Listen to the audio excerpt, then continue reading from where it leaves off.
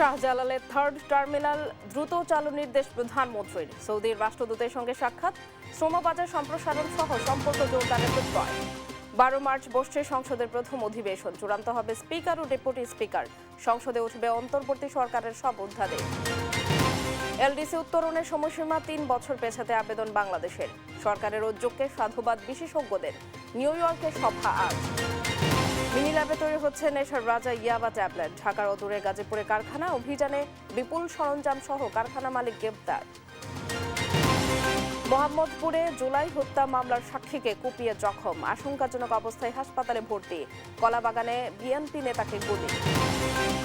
নামেই প্রথম শ্রেণীর পৌরসভা, ঝিনাইদহের শৈলকুপার সেবার মান পরিষদেরও নিচে। নিয়মিত কর পরিশোধ করেও মিলছে না কাঙ্ক্ষিত সেবা।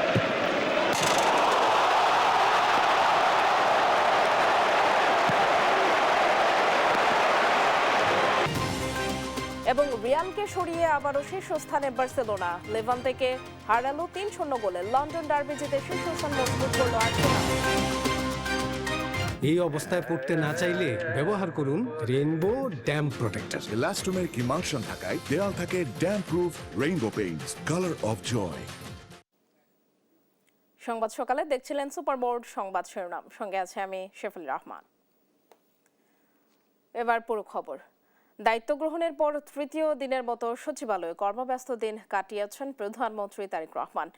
কয়েকটি গুরুত্বপূর্ণ বৈঠক করে সংশ্লিষ্ট মন্ত্রীদের প্রয়োজনীয় নির্দেশনা দেন তিনি। প্রধানমন্ত্রীর পরামর্শক্রমে রাষ্ট্রপতির ডাকে জাতীয় সংসদের প্রথম অধিবেশনে বসছে আগামী 12 মার্চ। সাইফুল রিপনের রিপোর্ট। দায়িত্ব গ্রহণের পর প্রধানমন্ত্রী হিসেবে দাপ্তরিক কাজ শুরুর চতুর্থ দিনে সচিবালয়ের নিজ কার্যালয়ে তৃতীয় দিনে সকাল 9টা 5 মিনিটে প্রবেশ করেন প্রধানমন্ত্রী তারেক রহমান। দিনের শুরুতেই পররাষ্ট্রমন্ত্রী খলিলুর রহমানের সঙ্গে বৈঠক করেন তিনি। এ সময় পররাষ্ট্রমন্ত্রীকে প্রয়োজনীয় দিক নির্দেশনা দেন প্রধানমন্ত্রী। বেলা 11টার দিকে প্রধানমন্ত্রীর সঙ্গে সাক্ষাৎ করতে আসেন বাংলাদেশে নিযুক্ত সৌদি রাষ্ট্রদূত আব্দুল্লাহ জাফর এইচ বিন আবিয়া। পরে বৈঠকের বিষয়বস্তু সাংবাদিকদের সামনে তুলে ধরেন পররাষ্ট্র বিষয়ক উপদেষ্টা হুমায়ুন কবির। পররাষ্ট্র মন্ত্রণালয় কিছু এজেন্ডা ছিল, ওনার সাথে বসছি, অগ্রগতি দেওয়া হচ্ছে বিভিন্ন বিষয়ে। সৌদি অ্যাম্বাসেডার ওনার উপর ওনার সাথে সৌজন্য সাক্ষাৎ করছেন, কংগ্রাচুলেট করেছেন ওনাকে প্রাইম মিনিস্টার হিসাবে সৌদির বাদশার বিহাফে এবং ক্রাউন প্রিন্সের বিহাফে আসছিলেন। তো সৌদির সাথে আমাদের সম্পর্ক, দ্বিপাক্ষিক সম্পর্ক কিভাবে উন্নতি করা যায়, এগুলা নিয়ে আলাপ আলোচনা হয়েছে। হযরত শাহজালাল আন্তর্জাতিক বিমানবন্দরের তৃতীয় টার্মিনাল নিয়ে বিশেষ সভায় অংশ নেন প্রধানমন্ত্রী। দ্রুত টার্মিনালের কার্যক্রম শুরুর নির্দেশনা দেন সরকার প্রধান।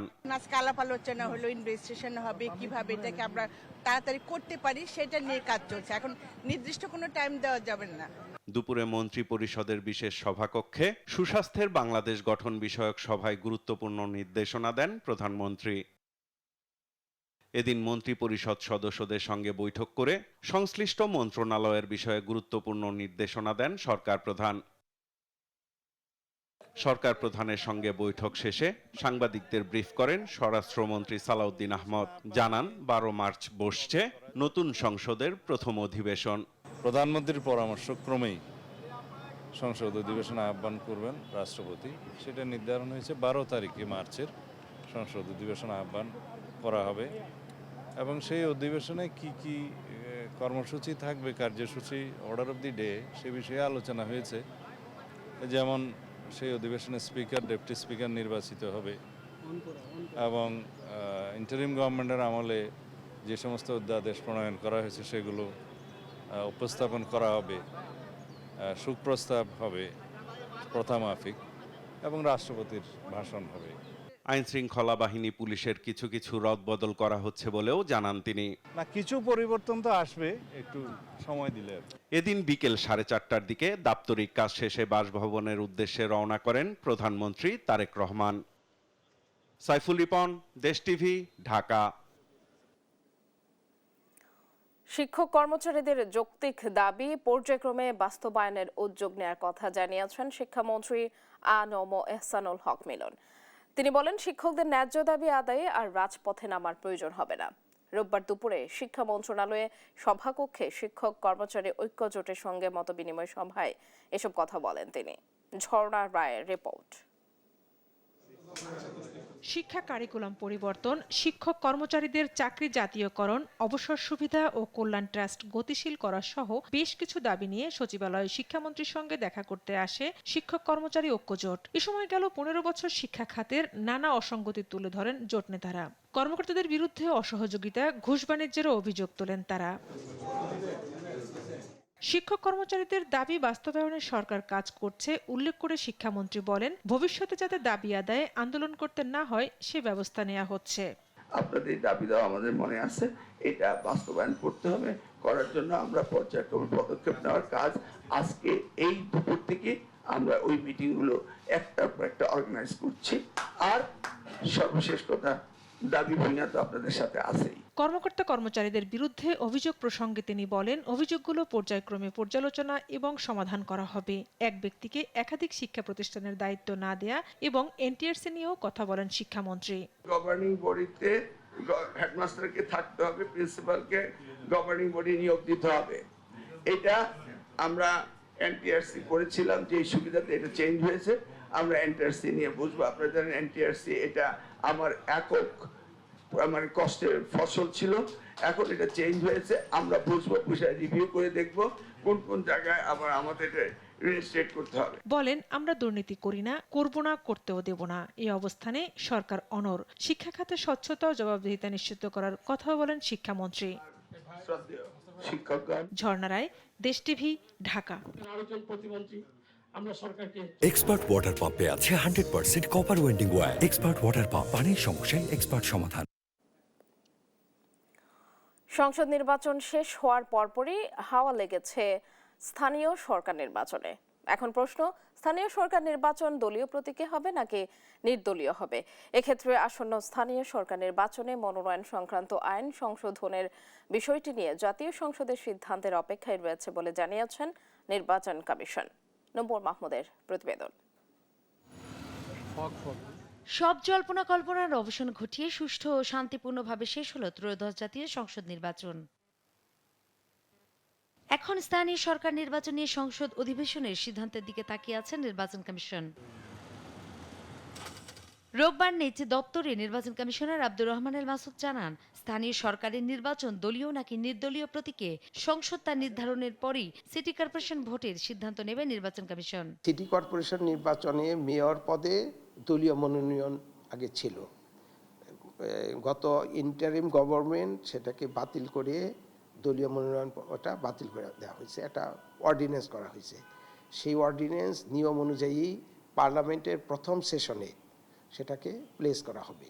সেটা যদি 30 দিনের মধ্যে যদি ওটা রেটিফিকেশন না হয় তাহলে ওই আইন বাতিল হয়ে যাবে।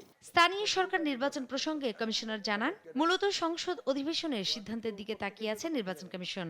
সিটি নির্বাচন ইলেকশনের ব্যাপারে বা সিটি কর্পোরেশন ইলেকশনের ব্যাপারে পার্লামেন্টের দিকে তাকিয়ে আছি। পার্লামেন্টের আইনের অবস্থা জেনে, সর্বশেষ আইনের অবস্থা জেনে তারপরে এটার উপর ব্যবস্থা গ্রহণ করা হবে। ইসির এক কমিশনার বলেন, অধ্যাদেশ জারি করে দলীয় প্রতীক বাদ দেওয়া হলেও সংসদ এটি অনুমোদন করলে বা কোনো পরিবর্তন আনলে সে অনুযায়ী পরবর্তী ব্যবস্থা নেওয়া হবে। এদিকে বগুড়া 6 আসনের উপনির্বাচন এবং শেরপুর 3 আসনের পুনঃতফসিল 14 এপ্রিলের আগে হবে বলেও জানান নির্বাচন কমিশনার। নূপুর মাহমুদ, দেশ টিভি, ঢাকা।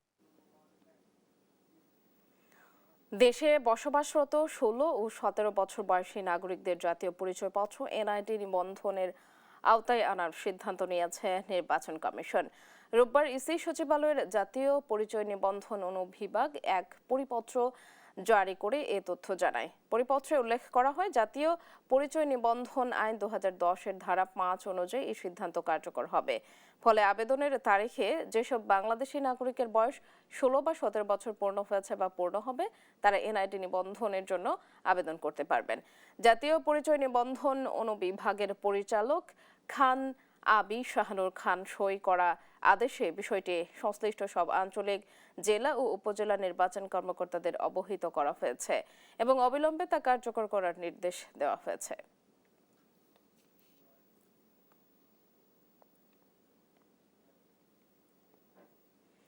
বাংলাদেশের সাথে সম্পর্ক শক্তিশালী করতে চায় চীন, ভারত ও পাকিস্তান। রোববার দিনভর দেশগুলোর রাষ্ট্রদূতরা পররাষ্ট্রমন্ত্রী ও প্রতিমন্ত্রীর সাথে সৌজন্য সাক্ষাতে এই প্রত্যাশার কথা জানান। নতুন সরকারের সঙ্গে সহযোগিতা জোরদারের আশা প্রকাশ করেন তারা। আলিমুজ্জামান সাফওয়ানের রিপোর্ট, জানাচ্ছেন আশিকুল আলম। রোববার দুপুরে পররাষ্ট্রমন্ত্রী ডক্টর খলিলুর রহমান ও প্রতিমন্ত্রী শামা ওবায়েদের সঙ্গে সৌজন্য সাক্ষাৎ করেন ভারত, চীন ও পাকিস্তানের রাষ্ট্রদূত। সাক্ষাৎ শেষে চীনের রাষ্ট্রদূত ইয়াও ওয়েন জানান, প্রধানমন্ত্রী তারেক রহমানকে চীন সফরের জন্য আমন্ত্রণ জানিয়েছে চীন সরকার।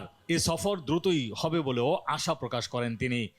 China attaches great importance to deepening relations with Bangladesh and supports the new government under the leadership of Prime Minister Tariq Rahman. Our cooperation relations will reach a new height. China also supports Bangladesh in maintaining solidarity and stability and in safeguarding national sovereignty, independence and territorial integrity. বিকেলে মন্ত্রণালয়ে আসেন ভারতের high commissioner প্রণয় ভর্মা। ভারতের সঙ্গে ঐতিহাসিক বন্ধুত্ব এগিয়ে নিতে দেশটির আকাঙ্ক্ষার কথা সরকারকে জানান তিনি। এছাড়া ঢাকা দিল্লি সম্পর্কের ক্ষেত্রে জনগণ কেন্দ্রিক আলোচনা হয়েছে, যার মধ্যে ভিসা রয়েছে বলেও জানান প্রণয় Varma. We expressed our desire to build on our historic ties with Bangladesh and strengthen our multifaceted bilateral relations. We also conveyed our commitment to support democratic, progressive and inclusive Bangladesh. পরে সৌজন্য সাক্ষাৎ করেন পাকিস্তানের high commissioner Imran Haider. সাক্ষাৎ শেষে গণমাধ্যমের সঙ্গে কোনো কথা বলেননি তিনি। এর আগে রোববার সকালে ঢাকায় নিযুক্ত সৌদি রাষ্ট্রদূত ডক্টর আবদুল্লাহ জাফের এইচ বিন আভিয়া পররাষ্ট্রমন্ত্রী ডক্টর খলিলুর রহমানের সঙ্গে সৌজন্য সাক্ষাৎ করেন। আশিকুল আলম, দেশ টিভি, ঢাকা। এলডিসি তালিকা থেকে উত্তরণের সময়সীমা 3 বছর পিছিয়ে দিতে আনুষ্ঠানিকভাবে আবেদন করেছে বাংলাদেশ। চিঠিতে বেশ কিছু যুক্তি তুলে ধরেছে বিএনপি সরকার। বলা হয়েছে, এলডিসি উত্তরণের প্রস্তুতির সময়কালে একের পর এক দেশি ও আন্তর্জাতিক সংকটের কথা। নতুন সরকারের এ উদ্যোগকে সাধুবাদ জানিয়েছেন বিশেষজ্ঞরা। বাংলাদেশের এই আবেদনের বিষয় পর্যালোচনার জন্য সোমবার নিউ ইয়র্কে বসছে জাতিসংঘের committee for development policy, UNCDP. Sadia লাবনীর প্রতিবেদন। অন্তর্বর্তী সরকারের আমলে স্বল্পোন্নত দেশের তালিকা থেকে বাংলাদেশের উন্নয়নশীল দেশে উত্তরণ স্থগিত করতে অসংখ্যবার দাবি জানিয়েছেন ব্যবসায়ী, অর্থনীতিবিদ ও রাজনৈতিক নেতারা। কিন্তু তা আমলে না নিয়ে নির্ধারিত সময়েই গ্র্যাজুয়েশনের পক্ষে কাজ করেছে অন্তর্বর্তী সরকার। নিয়ম অনুযায়ী চলতি বছরের 24 নভেম্বর স্বল্পোন্নত দেশের তালিকা থেকে বাংলাদেশের উত্তরণের কথা। তবে দায়িত্ব গ্রহণের পরদিনই এলডিসি উত্তরণে আরও 3 বছর সময় চেয়ে জাতিসংঘকে চিঠি দিয়েছে নতুন সরকার। এলডিসি উত্তরণ পিছিয়ে দিতে চিঠিতে বেশ কিছু যুক্তি তুলে ধরেছে তারেক রহমানের সরকার। সেখানে বলা হয়েছে, 5 বছরের প্রস্তুতি একের পর এক দেশি ও আন্তর্জাতিক সংকটে গুরুতরভাবে ব্যাহত হয়েছে। সময় বাড়ানো হলে সামষ্টিক অর্থনীতি স্থিতিশীল করা, চলমান সংস্কারগুলো সংহত করা এবং স্মুথ ট্রানজিশন স্ট্র্যাটেজির অধীন অগ্রাধিকারমূলক কার্যক্রম সম্পন্ন করতে প্রয়োজনীয় নীতিগত সুযোগ মিলবে।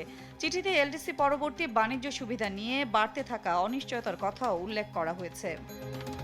নতুন সরকারের এই উদ্যোগকে ইতিবাচক হিসেবে দেখছেন বিশেষজ্ঞরা। এলডিসি গ্র্যাজুয়েশন পিছিয়ে দিতে বাংলাদেশ যেসব কারণ দেখিয়েছে তা যথেষ্ট যৌক্তিক বলে জানান তিনি। বিজনেস মহল থেকে কিন্তু অনেক আগে থেকেই রিকোয়েস্ট করা হচ্ছিল যে পরিবর্তিত পরিস্থিতিতে যেহেতু অনেকগুলি ইকোনমিক ট্রেন্ড আছে, ইনফ্লেশন বেড়ে গেছে, গ্রোথ রেট কমে গেছে, এমপ্লয়মেন্ট কমে গেছে, ইনভেস্টমেন্ট কমে গেছে, সবকিছু মিলিয়ে ইকোনমিতে একটা নেগেটিভ ট্রেন্ড আছে। এই সবকিছু পরিপ্রেক্ষিতে এটা খুব যৌক্তিকভাবে বাংলাদেশের জন্য এই আবেদন করাটা যুক্তিসঙ্গত যে হ্যাঁ, আমরা গ্র্যাজুয়েশনটা আরো কিছুদিন পেছাতে চাই। অর্থনীতিবিদদের মতে, সামষ্টিক অর্থনীতির স্থিতিশীলতা রক্ষায় এলডিসি গ্র্যাজুয়েশনে আরও সময় প্রয়োজন। বাড়তি সময় পেলে গ্র্যাজুয়েশনের আগে কি কি প্রস্তুতি নিতে হবে তার পরিকল্পনাও করতে হবে এখনই। আবেদন করা মাত্রই কিন্তু আবেদন অ্যাপ্রুভ হয়ে যাওয়া না। এখানে ইউএন অ্যাজ এ সিস্টেম, পৃথিবীর বিভিন্ন প্রভাবশালী দেশ, তাদের একটা মতামত থাকে ফর্মালি এবং ইনফর্মালি। তো সেই জায়গাটায় আমাদের ম্যানুভারিং করে সেটা সিকিউর করতে হবে। আর সবচেয়ে গুরুত্বপূর্ণ, যদি আমরা এটা পাই তাহলে সেই 3টা বছর আমরা একেবারে second by second, day by day আমরা কিভাবে কাজে লাগাবো সংস্কার এবং সক্ষমতার ইমপ্রুভমেন্টে, সেটার পরিকল্পনা এখনই তৈরি হয়ে যেতে হবে। এদিকে বাংলাদেশের আবেদন সহ এলডিসি গ্র্যাজুয়েশনের পাইপলাইনে থাকা নেপাল ও লাওসের পরিস্থিতি পর্যালোচনায় সোমবার নিউ ইয়র্কে 5 দিনের বৈঠকে বসছে জাতিসংঘের committee for development policy UNCDP। এ সময় দেশের অর্থনীতির সবশেষ তথ্য এবং গত বছরের ডিসেম্বরে গ্র্যাজুয়েশনের পক্ষে অন্তর্বর্তী সরকারের জমা দেয়া রিপোর্টের তথ্য মিলিয়ে দেখে সিদ্ধান্ত নেবে জাতিসংঘ। সাদিয়া লাবনী, দেশ টিভি, ঢাকা। মিনি ল্যাবে তৈরি হচ্ছে ইয়াবা। আস্ত কারখানা গড়ে লক্ষাধিক পিস ইয়াবা উৎপাদন হচ্ছে প্রতিদিন। নেশার রাজা এই মরণ ট্যাবলেট কিনতে কোথাও যেতে হবে না, খোদ রাজধানীর কোল ঘেঁষে গাজীপুরে এমন ভয়ঙ্কর কারখানায় তৈরি হচ্ছে এই ইয়াবা। মাদক কারবারিরা আইন শৃঙ্খলা বাহিনীর ঝক্কি ঝামেলা এড়াতে রাজধানীর পাশে খুলে বসেছেন নেশা ট্যাবলেট তৈরির কারখানাটি। বিস্তারিত দেখে আসি শাহাদাত নিশাদের প্রতিবেদনে। সাম্প্রতিক সময়ের নেশার রাজা ইয়াবা সীমান্ত দিয়ে প্রবেশের খবর সবাই জানে। পার্শ্ববর্তী দেশগুলো থেকে বছরে 11 বিলিয়ন টাকার ইয়াবা ঢুকে বাংলাদেশে। আর এই ইয়াবা সীমান্ত পাড়ি দিয়ে দেশের বিভিন্ন শহরে ঢুকতে হরহামেশে ঝক্কি ঝামেলায় পোহাতে হয় মাদক কারবারিদের। এইসব মাদক কারবারিদের কেউ কেউ আটক হন আইন শৃঙ্খলা বাহিনীর জালে। সুচতুর মাদক কারবারিরা আইন শৃঙ্খলা বাহিনীর ঝামেলা এড়াতে ইয়াবার ল্যাব খুলে শিল্প কারখানার আদলে কারখানা গড়ে তুলেছেন। দেশ টিভির হাতে উঠে আসে রাজধানীর কোল ঘেঁষে গাজীপুরে প্রতিষ্ঠা করেছেন মরণ নেশা ইয়াবার ভয়ঙ্কর কারখানা। এই ইয়াবা সরাসরি বিক্রি করেন না মাদক কারখানার মালিক, তিনি অনলাইনেই অর্ডার অনুযায়ী বিক্রি করেন। সম্প্রতি মাদকদ্রব্য নিয়ন্ত্রণ অধিদপ্তরের অভিযানে মিলল এমন কারখানার সন্ধান। গ্রেফতার করা হয় তহিদুজ্জামান নামে ইয়াবা কারখানার মালিককে। অভিযানে দেখা যায় কারখানাটি ছিল তহিদুজ্জামানের শয়নঘর, যেখানে প্রবেশের পরই দেখা যায় ইয়াবা তৈরির নানা উপাদান। অভিযানে জব্দ করা হয়েছে ট্যাবলেট তৈরির ডাইস, প্রেস মেশিন, রাসায়নিক মিশ্রণের উপকরণ, বিপুল পরিমাণ সাদা পাউডার, পলিপ্যাকেট, মোড়কজাত করার সরঞ্জাম, ডিজিটাল ওজন মাপার যন্ত্র, মোবাইল ফোন ও নগদ অর্থ। তা আমাদের গোয়েন্দা তথ্য ছিল, আমাদের কাছে ইনফরমেশন ছিল যে সাভার এবং গাজীপুর কেন্দ্রিক একটা নেটওয়ার্ক যারা বাসায় মিনি ল্যাবের ভিতরে এরকম ইয়াবা প্রস্তুত করছে। তা আমরা সেই গোয়েন্দা তথ্যের ভিত্তিতে আমরা এই অপারেশনটা করি এবং আমরা এদের এই অভিযানে তার সরঞ্জাম সহ আমরা তাকে গ্রেপ্তার করতে সক্ষম হই। সাতক্ষীরা সিটি কলেজে পড়াশোনা শেষে তহিদুজ্জামান কিছুদিন কাজ করেন একটি আয়ুর্বেদিক ল্যাবরেটরিতে। সেখান থেকেই রাসায়নিক মেশানো ও ল্যাব পরিচালনার কৌশল শিখেন তিনি। তবে পরবর্তীতে বদলে যায় তার লক্ষ্য ও পেশার ধরন। স্বল্প সময়ে অধিক মুনাফার আশায় অবৈধ মাদক কারবারে জড়িয়ে পড়েন তিনি। গাজীপুরের টঙ্গীর বাসায় গোপনে গড়ে তোলেন ইয়াবা তৈরির একটি মিনি ল্যাব। হার্বাল ট্যাবলেট তৈরিতে ব্যবহৃত ডাইস ও ট্যাবলেট প্রেস মেশিনকেই কাজে লাগানো হতো ইয়াবা তৈরিতে। বাজার থেকে সংগ্রহ করা রং, ফ্লেভার, স্টারজাত আঠালো উপাদান ও ক্যাফেইন সহ বিভিন্ন কেমিক্যাল মিশিয়ে তৈরি করা হয় ট্যাবলেট। পরে বিশেষ ছাঁচে চাপ দিয়ে সেগুলোকে ইয়াবার আকার দেয়া হতো। তহিদুজ্জামানের ইয়াবাগুলোর মধ্যেও রয়েছে ভেজাল। 500 ইয়াবা কিনে সেগুলো গুঁড়ো করে তাতে রং, কেমিক্যাল সহ বিভিন্ন উপকরণ মিশিয়ে তা দিয়ে তৈরি করে 5000 ইয়াবা। এমন পদ্ধতিতে ইয়াবা বিক্রি করে হাতিয়েছেন লাখ লাখ টাকা। ইয়াবা বানানোর ক্ষেত্রে সে লোকালি বিভিন্ন কেমিক্যাল, বিভিন্ন ফ্লেভার এবং বিভিন্ন কালার এগুলো সংগ্রহ করে ইয়াবা কিনে সেই পাউডারের সাথে এগুলো মিক্স করতো। সে আমাদেরকে জানিয়েছে যে 5000 ইয়াবা প্রস্তুত করার জন্য সে এরকম 500 ইয়াবা কিনে এই বিভিন্ন কেমিক্যালের সাথে মিক্সার করে সে এই ইয়াবা তার বাসায় সে ছোট একটা ল্যাব প্রস্তুত করে সেখানে সে তৈরি করত। ইয়াবা প্রস্তুত ও বাজারজাতের সঙ্গে জড়িত পুরো চক্রের সন্ধান পেয়েছে মাদকদ্রব্য নিয়ন্ত্রণ অধিদপ্তর। তাদের গ্রেফতারে অভিযান চলছে বলেও জানান এই কর্মকর্তা। এই নেটওয়ার্কটা আসলে কতদূর বা আরও কি এরকম করছে কিনা আমাদের সব তদন্তকালীন সমস্যা বেড়ে আসবে। শাহাদাত নিশাত, দেশ টিভি, ঢাকা। রাজধানীর মোহাম্মদপুরের বছিলায় রোববার রাত 10টায় জুলাই হত্যা মামলার সাক্ষী ইব্রাহিম খলিল নামে এক যুবককে কুপিয়ে জখম করেছে দুর্বৃত্তরা।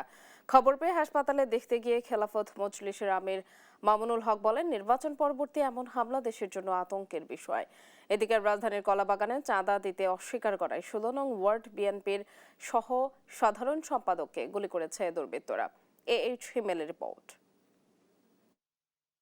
সোমবার রাত 10টায় রাজধানী বছিলা চায়ের দোকানে জুলাই হত্যা মামলার সাক্ষী ও বৈষম্য বিরোধী আন্দোলনের মোহাম্মদপুর থানা সমন্বয়ক ইব্রাহিম খলিল নামে এক যুবককে কুপিয়ে জখম করে দুর্বৃত্তরা। পরে স্থানীয়রা উদ্ধার করে রাজধানী পঙ্গু হাসপাতালে নিয়ে যায় ইব্রাহিমকে। খবর পেয়ে হাসপাতালে যান খেলাফত মজলিসের আমির মামুনুল হক। এই ঘটনার তীব্র নিন্দা জানিয়ে বলেন, নির্বাচন পরবর্তী জুলাই হত্যা মামলা সাক্ষীর উপর এমন হামলা দেশের জন্য আতঙ্ক। এই ঘটনায় দ্রুত বিচারের দাবি জানান তিনি। জুলাই হামলাকে কেন্দ্র করে একটি হত্যা মামলার একজন সাক্ষীর উপরে এই আক্রমণ, এটা অবশ্যই আমাদের জন্য দেশের জন্য খুবই আতঙ্কজনক একটি বিষয়। আমরা আশা করি যে এই ঘটনার সুষ্ঠু তদন্ত হবে এবং প্রকৃত দোষীদেরকে বিচারের সম্মুখীন করা হবে। জমি দখলের ঘটনার জেরেই এই হামলার ঘটনা ঘটতে পারে বলে প্রাথমিকভাবে ধারণা করছে পুলিশ। এখানে একটা ছোট জায়গা আছে, যে ওই জায়গাটা দখলে নিতে পারলে এই এলাকায় ছোটখাটো দোকানপাট বসে, ওইগুলোকে নিয়ন্ত্রণ করা যায়। এই আধিপত্যকে কেন্দ্র করেই মূলত এই জখমের ঘটনাটা ঘটেছে। সাথে সাথে আমাদের টিম পাঠিয়েছি এবং কারা এটা ঘটিয়েছে আমরা ইতিমধ্যে আইডেন্টিফাই করে ফেলেছি। এর আগে রাত 9:30টায় রাজধানীর কলাবাগান 16 নম্বর ওয়ার্ড বিএনপির সহ সাধারণ সম্পাদক শফিকুল ইসলামকে গুলি করে পালিয়ে যায় দুর্বৃত্তরা। পরে শফিকুলকে ঢাকা মেডিকেল হাসপাতালে নেওয়া হয়। এ সময় শফিকুল জানান, তার দোকানে বসে থাকা অবস্থায় অজ্ঞাত 10 থেকে 15 জন এসে চাঁদা দাবি করে বাধা দিতেই তাকে লক্ষ্য করে গুলি ছুড়ে। আমি আমার দোকানের সামনে বসা, কর্মচারী দোকানদারি করতেছে, এর মধ্যে 10-12 জন এসে বললো, কিরে তোরা টাকা দাস না কেন? আমি বললাম যে ভাই কিসের টাকা চান? এই তুই গুন্ডা গেছিস, কই এগুলি করছিস? এই মানে পায়ে করছিল, আমি হাতটা দিছি, আমার হাতে লাগছে। এ সময় বিএনপি নেতারা হামলার সুষ্ঠু তদন্তের দাবি জানিয়ে বলেন, মুক্ত ও সুশৃঙ্খল 16 নম্বর ওয়ার্ড গড়ার চেষ্টার বাধা হিসেবেই এই ঘটনা ঘটিয়েছে অজ্ঞাতরা। হিমেল, দেশ টিভি, ঢাকা। রাজধানীর তেজতুরি পাড়ায় চোর সন্দেহে মিলন মিয়া নামে এক যুবককে মারধরের ঘটনা ঘটেছে। গত শনিবার সন্ধ্যায় রাজধানীর তেজতুরি পাড়ায় এ ঘটনা ঘটে। পরে রোববার সন্ধ্যায় এ ঘটনায় 6 জন গ্রেপ্তার করে তেজগাঁও থানা পুলিশ। তেজতুরি পাড়ায় জনতা হোটেলে চোর সন্দেহে মিলনকে হাত পা বেঁধে ওই যুবককে মারধর করা হয়। এ ঘটনায় প্রধান আসামি মনিরুল ইসলাম সহ 6 জনকে গ্রেপ্তার করে তেজগাঁও থানা পুলিশ।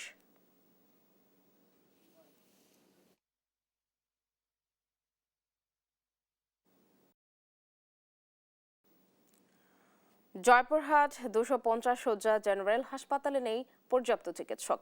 এতে প্রয়োজনীয় সেবা নিতে হিমশিম খাচ্ছেন রোগীরা। এ নিয়ে জানাতে সরাসরি যোগ দিচ্ছেন সহকর্মী রেজাউল করিম।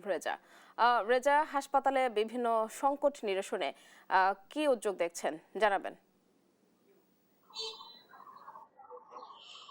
না, ধন্যবাদ চাপালি। আমি এখন দাঁড়িয়ে আছি জয়পুরহাটের 250 শয্যা জেনারেল হাসপাতালের গেটে। তো একটা বিষয় জানিয়ে রাখি যে 2023 সালের অক্টোবর মাসে আপনি জানেন যে এটা 100 শয্যার হাসপাতাল থেকে কিন্তু এই হাসপাতালটি 250 শয্যা হাসপাতালে উন্নীত করা হয়েছে এবং এটা প্রশাসনিকভাবে এখানে 250 শয্যার কার্যক্রম শুরু করতে বলা হয়েছে। কার্যক্রম সেভাবে চলছে, কিন্তু এখন পর্যন্ত 100 জনের জনবল দিয়েই কিন্তু ডাক্তার জনবল এবং যে অন্যান্য ইনস্ট্রুমেন্ট আছে, যন্ত্রপাতি, সেগুলো দিয়েই কিন্তু এখানে 250 শয্যার 250 শয্যার জেনারেল হাসপাতাল চলছে। তো এখানে মূলত রাশেদ মোবারক জুয়েল এখানকার হাসপাতালের যে তত্ত্বাবধায়ক, তার সঙ্গে আমি আজকে সকালেও কথা বলেছি। তিনি যেটি জানিয়েছেন যে জয়পুরহাটের এই শুধু জয়পুরহাট জেলা নয়, এই জয়পুরহাটের আশপাশ যেমন গাইবান্ধার গোবিন্দগঞ্জ উপজেলা, ঘোড়াঘাট, দিনাজপুরের ঘোড়াঘাট, হিলি,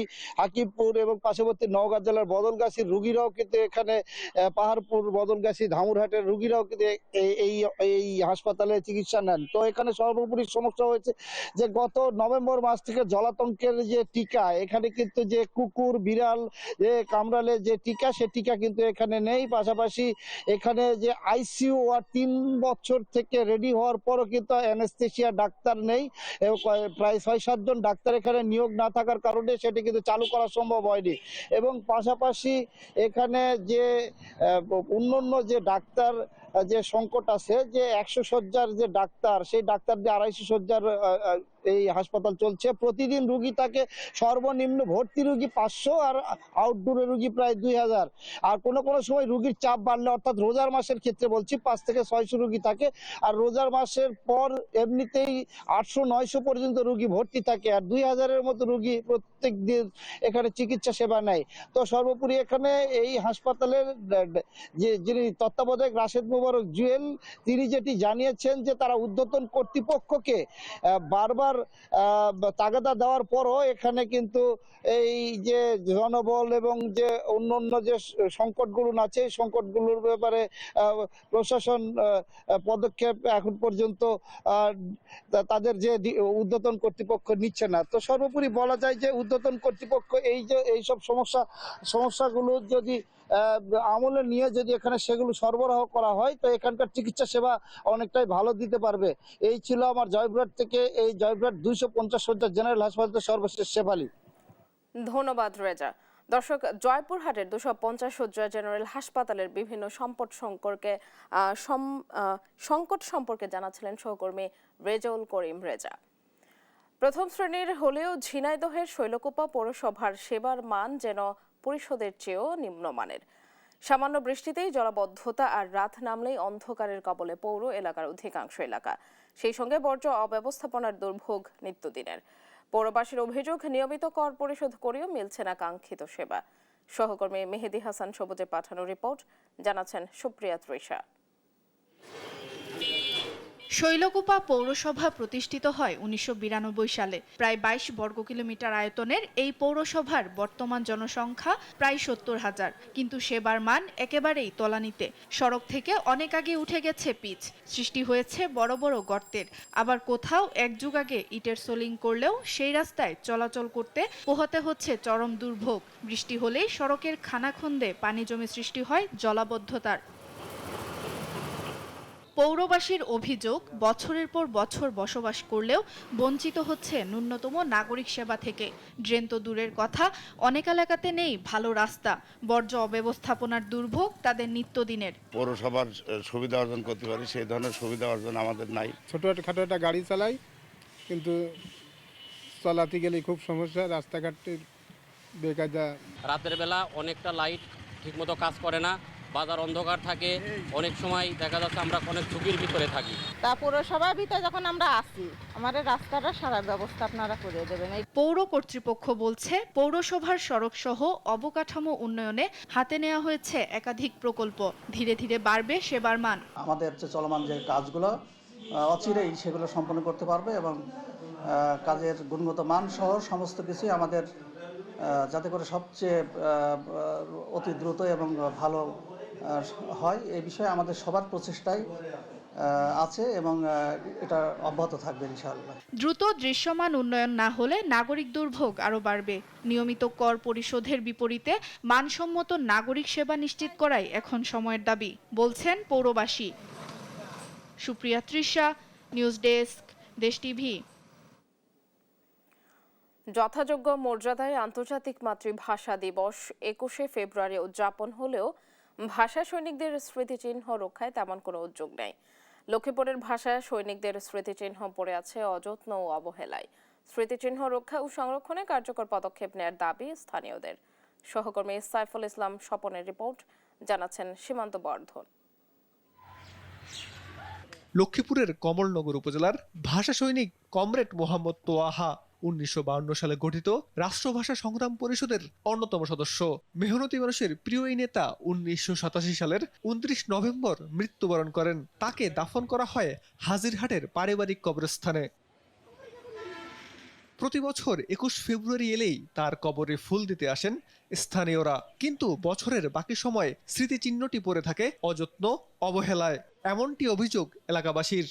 ওনার তো তুলনায় নেই, কিন্তু ওনার পরে যাদেরকে এস্টাবলিশ করে গেছে ওনার 1% পায়নি। ওনার অবদানে কমলনগরে হাজার হাজার লক্ষ লক্ষ মানুষ আসতে পারে। জুমুর হল থেকে কমলনগর রামগতি পর্যন্ত এই রোডটা উনি করে গেছে। জানাহারে 32 ছিঁড়তে গেছে, ছেলে নাই, মেয়ে দুইটা, ঢাকা মেয়ে দুটা মারা গেছে, নারায়ণনাথপুরে আয় সম্পত্তি সব বেশি কিনে হবে। এদিকে একই উপজেলার আরেক ভাষা সৈনিক ও চারণ সাংবাদিক সানাউল্লাহ নুরির বাড়ি এই সংগঠক 1952 সালের ভাষা আন্দোলনে সক্রিয় ভূমিকা পালন করেন। 2001 সালের 16 জুন ঢাকায় মারা যান তিনি। তাকে দাফন করা হয় মিরপুর বুদ্ধিজীবী কবরস্থানে, কিন্তু তার শেষ স্মৃতিচিহ্ন ঘরটি সম্প্রতি পুড়ে গেছে আগুনে। প্রশাসনের কর্মকর্তারা জানান, ভাষা সৈনিকদের স্মৃতি রক্ষায় উদ্যোগ নেওয়া হবে। কমরেড তোহা, যিনি সর্বদলীয় রাষ্ট্রভাষা সংগ্রাম পরিষদের একজন সদস্য ছিলেন 1952 সালে, যেটি গঠিত হয়েছিল, তার সমাধি আমাদের কমলনগরে, সেটি আমাদের জন্য একই সাথে একটি গর্বের বিষয়। কমরেড তোহার বাসা, তার জীবনী নিয়ে এবং তার কাজ নিয়ে আলাদা করে আলোচনা হয়। আমরা শিক্ষার্থীদের মধ্যে ভাষা আন্দোলন সহ তার পরবর্তী কার্যক্রম বিষয়গুলো ছড়িয়ে দেওয়ার ব্যাপারে উপজেলা প্রশাসন আন্তরিক এবং এই চেষ্টাটি আমরা সবসময় করি। শুধু দিবস কেন্দ্রিক আনুষ্ঠানিকতা নয়, ভাষা সৈনিকদের স্মৃতি রক্ষায় কার্যকর পদক্ষেপ নেয়ার দাবি স্থানীয়দের। সীমান্ত বর্ধন, নিউজ ডেস্ক, দেশ টিভি। খরচ বাঁচে 65% পর্যন্ত। ওয়ালটন বিএলডিসি ফ্যান ছড়ায় স্বস্তির সবুজ হাওয়া। রমজানের শুরুতেই অসাধু ব্যবসায়ীদের সিন্ডিকেটের কবলে কুষ্টিয়ার নিত্যপণ্যের বাজার। লাগামহীনভাবে বাড়ছে দাম। সব ধরনের পণ্যের দামই বেড়েছে কেজিতে 20 থেকে 50 টাকা পর্যন্ত। সবচেয়ে বেশি বেড়েছে ছোলা, খেজুর, বেগুন ও পেঁয়াজের দাম, যা নিয়ে ক্ষুব্ধ সাধারণ ক্রেতারা। দাম নিয়ন্ত্রণে তারা কঠোর নজরদারি চান। সহকর্মী নাহিদ হাসান তেতাসের রিপোর্ট। রোজা শুরু হতে না হতেই অস্থির হয়ে উঠেছে কুষ্টিয়ার নিত্যপণ্যের বাজার। ছুটছে লাগাম ছাড়া ঘোড়ার মতো। অস্বাভাবিকভাবে বেড়েছে সব ধরনের নিত্যপণ্যের দাম। রমজানের প্রয়োজনীয় পণ্যগুলোর দামও আকাশ ছোঁয়া। রোজা শুরুর আগে বাজারে প্রতি কেজি পেঁয়াজ 40 থেকে 45 টাকা দামে বিক্রি হলেও এখন তা বিক্রি হচ্ছে 60 থেকে 65 টাকা দরে। 65 টাকা বেগুনের কেজি ঠেকেছে 100-তে। 70 টাকার ছোলা বিক্রি হচ্ছে 80 থেকে 85 টাকা কেজি দরে। সোনালী ও ব্রয়লার মুরগি কেজিতে বেড়েছে 20 থেকে 30 টাকা। ইফতারের প্রধান উপকরণ খেজুর ও লেবুর দামও আকাশ ছোঁয়া, জানিয়ে ক্ষুব্ধ সাধারণ ভোক্তারা। এটা বাংলাদেশের একটা ন্যাচারাল কালচার হয়ে গেছে। প্রতি রমজানেই ব্যবসায়ীদের কারসাজি না কাদের কারসাজি আমরা বুঝি না, দাম সব আকাশচুম্বী হয়ে যায়। প্রতি বছরে দেশের সিন্ডিকেট চলে, সারা বছর মাল জমা রেখে রমজান আসলে দাম বাড়ায় দেয়। রমজানে ব্যবহৃত যে সমস্ত দ্রব্যাদি এইগুলো কিনতে যে আমি হিমশিম খেয়ে যাচ্ছি। এই অবস্থায় যদি আমার এই অবস্থা হয়, যারা একদম নিম্ন পেশার মানুষ, তাদের তো এই রমজান পার করতে গেলে তাদের নাভিশ্বাস হবে। রমজানের শুরুতেই অস্বাভাবিকভাবে নিত্যপণ্যের দাম বাড়ার কারণ হিসেবে ব্যবসায়ীরা দেখাচ্ছেন সরবরাহ ঘাটতির অজুহাত। বলছেন, চাহিদার তুলনায় বাজারে পণ্যের সরবরাহ কম থাকায় বেড়েছে এসব পণ্যের দাম। আসলে মূলত কাঁচামাল আপনার দাম কমাবার এটা আমদানির উপর নির্ভর হয়। এখন আমরা এখানে জিনিস পাচ্ছি কম, আমদানি কম হয়েছে, ইনশাল্লাহ ঠিক হয়ে যাবে কয়েকদিন পরে। প্রতিবারে এরকম হয়, 2-4 দিন গেলে ঠিক হয়ে যাবে ইনশাল্লাহ। আমদানি যেরকম তার সাথে বিক্রি বেশি হয়ে যাচ্ছে, এই জন্য আমার মনে হয় যে দামটা একটু বৃদ্ধি হয়েছে। তবে বাজার তদারকির দায়িত্বে থাকা কর্মকর্তারা বলছেন, নিত্যপণ্যের বাজার স্বাভাবিক রাখতে কাজ করছেন তারা। আমরা মনিটরিং অব্যাহত রাখবো, হ্যাঁ, এবং মজুদ যাতে না থাকে, সেই অবৈধ মজুদ আমরা দেখব, এবং ক্রয় রসিদ এবং বিক্রয় এর যে একটা তফাৎ, সেটা যৌক্তিক না অযৌক্তিক, সেগুলি আমরা যাচাই করব। রমজানে অসাধু ব্যবসায়ীদের অধিক মুনাফা লুটের প্রবণতা বন্ধে কার্যকারী পদক্ষেপের দাবি সাধারণ ভোক্তাদের। নাহিদ হাসান তিতাস, দেশ টিভি, কুষ্টিয়া। শাহ মখদুম রূপস রহমতুল্লাহি আলাইহি বাংলার সুফি সাধক এবং ধর্ম প্রচারকদের মধ্যে অন্যতম। তিনি ত্রয়োদশ শতাব্দীর শেষার্ধে এবং চতুর্দশ শতাব্দীর শুরুতে রাজশাহী অঞ্চলে ইসলাম প্রচার করেছিলেন। তার অনুপম ব্যক্তিত্বে মুগ্ধ হয়ে শত শত মানুষ ইসলাম ধর্মে দীক্ষা গ্রহণ করেন। মূলত শাহ মখদুমের মাধ্যমেই বরেন্দ্র এবং গৌড় অঞ্চলে ইসলাম ধর্ম বিস্তার লাভ করে। কাজী শাহদের রিপোর্ট। 13 শতকের শেষ দিকে রাজশাহী অঞ্চল শাসন করত অত্যাচারী তান্ত্রিক রাজা দেওরাজ। মানুষ বলি দিয়ে উৎসব করতেন এই রাজা। বলি দেওয়ার জন্য বেছে নেওয়া হতো এলাকার সুদর্শন তরুণদের। এছাড়া অন্য দেশ কিংবা এলাকা থেকে আসা অতিথিদেরও জবাই করা হতো। সুদূর ইরাক থেকে রাজশাহীতে এসে দেওরাজকে পরাজিত করার মাধ্যমে এই অত্যাচার বন্ধ করেন সুফি সাধক শাহ মখদুম রহমতুল্লাহি আলাইহি। ইনি এখানে দাওয়াতের কাজ শুরু করলেন, শুরু করে ওই নরবল্লীকে উচ্ছেদ করলেন। মুসলমানদেরকে ধরে নিয়ে এসে তাদেরকে জিন্দা বলি দিত। যখন এখানে হযরত মুহাম্মদ সাল্লাল্লাহু আলাইহি ওয়াসাল্লাম আসে তখন এটা নিয়ে যুদ্ধ কায়েম হয়। যুদ্ধের মাধ্যম দিয়ে এটাকে মানে মুসলমান কায়েম ইসলাম প্রচার করা হয়। আমরা ছোট থেকে দেখে আসছি যে এখানে বই পুস্তকও মানে ওইভাবে আছে ইতিহাসে, এবং যেটা বলি দিতেন ওই সরঞ্জামগুলোও রাখা আছে। বহু পীর সাধকের পূর্ণভূমি প্রাচীন শহর রাজশাহী। দেও রাজারা মানুষের উপর ভয়াবহ অত্যাচার চালাতেন। এই অত্যাচারের কথা পৌঁছে যায় রাসূল সাল্লাল্লাহু আলাইহি সাল্লামের বংশধর বড় পীর আব্দুল কাদের জিলানীর নাতি হযরত শাহ মখদুম রহমতুল্লাহর কান পর্যন্ত। তিনি এর একটা বিহিত করবেন বলে মনস্থির করেন।